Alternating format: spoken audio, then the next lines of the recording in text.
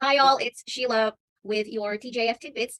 On this episode of Tidbits, we have Ken with First Heritage Mortgage. We are talking about ARM loans and how much better they are sometimes than your conventional fixed rate loans. Check this session out and let us know what you think.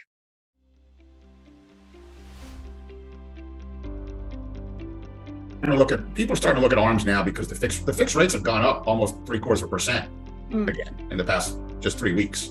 Wow. So people are looking at the ARMs mostly because the rates are significantly better. And the thinking is because rates are so high right now and the Fed's going to actually stop doing rate increases at some point in time.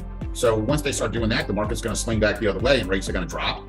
So people are thinking, well, why not put myself in a fixed rate? And when rates drop, I can refinance out of the fixed rate. Well, you can also refinance out of an ARM.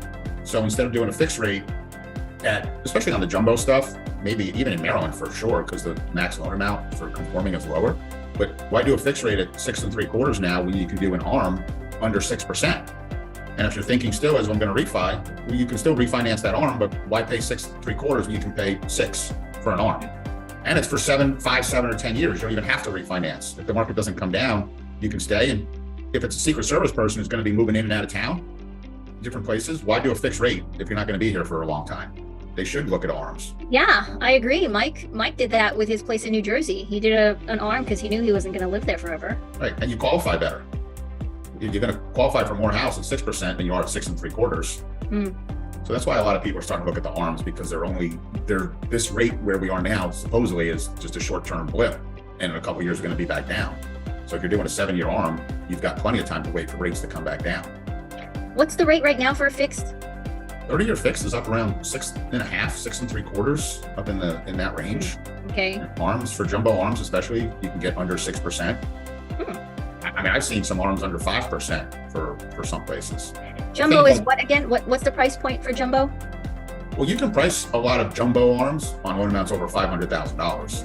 So jumbo loan amount is over 700, but they'll price down to lower loan amounts because most of the country isn't as high as we are. So when you're working with these bigger banks, they're pricing jumbo for the lowest jumbo loan amount in some parts. Like Maryland, some of the jumbo loan balances are in the 500s for some counties. Like Anne Arundel County, for some reason, by Annapolis, remember we were talking, they were $200,000 less for the max loan amount for conforming than we were down here. I don't know why. I'd love to live out there. I just can't. So someday. It's good to have a dream. Our dream is to live in an RV. Easy way to get out, escape. Right. Like, I'm sick of this place. Let's go. Exactly. Take the whole house with you. Okay, so ARMs right now. Let's talk about that then. How is it different than outside of a fixed rate? It's also conventional. Do they have ARMs for FHAs, BAs? Like, how does that work? They don't have FHA and BA ARMs yet. Supposedly the 5-year ARM is coming back for FHA, but we haven't seen it yet. What's nice about people got away from ARMs because when the financial crisis hit, ARMs were the bad boy. They were people doing interest-only ARMs, and they were doing the option ARMs, which gave you the option to make 3 different payments, and people always made the lowest payment, but they weren't making enough payment to cover even the interest, so the difference in the payment they made got added to their loan balance.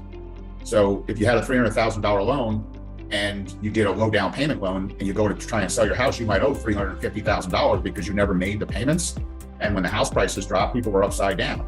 So they blamed those ARMs on the housing crisis, but it was really the people who just weren't making the full payment. They were doing it cheap to get into the house and just riding the equity, and they didn't care. So when that crisis hit, people, ARMs bad. Well, there are no negative amortization ARMs anymore. They're all amortized for 30 years. So when people want to look at an ARM, you have to tell them they're not the bad thing that they were made out to be. If you're only going to be in your house for 5 to 7 years, why are you looking at a 30-year fixed? Why not look at a 7-year ARM and pay a lower interest rate? If you're going to be in the house for 5 to 10 years, do a 10-year ARM. Why do a 30-year fixed? And at some point in time, if you decide that this is the house I'm going to live in for the rest of my life, there's nothing to stop you from refinancing your loan to a 30-year fixed, or even go from an ARM to an ARM to an ARM. I had a 5-year ARM on my last house. I had a 5-year ARM for 10 years because it was a good rate for 5 years. And when the rates adjusted, it didn't adjust up. It adjusted down. And then when it started going up, it was still better than what a fixed rate was. So there was never any reason for me to refinance my ARM.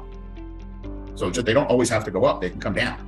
So is there any correlation with the rate with the amount of years of the ARM? Yeah, go The ahead. higher the rate. The 5-year, the 7-year, the 10-year, the rates go up as you go longer. Mm. But the difference between a 5-year arm and a 7-year arm usually is 1/8%. And then between a 7 and a 10, it might be 1/4%. So why, when you're looking at it, you do a 5-year arm at 6 or a 7-year arm at 6 and 1/8. For the extra 1/8 in rate, you get 2 more years. And also what's different on the arms, the 5-year arms are harder to qualify because you qualify the note rate plus 2%.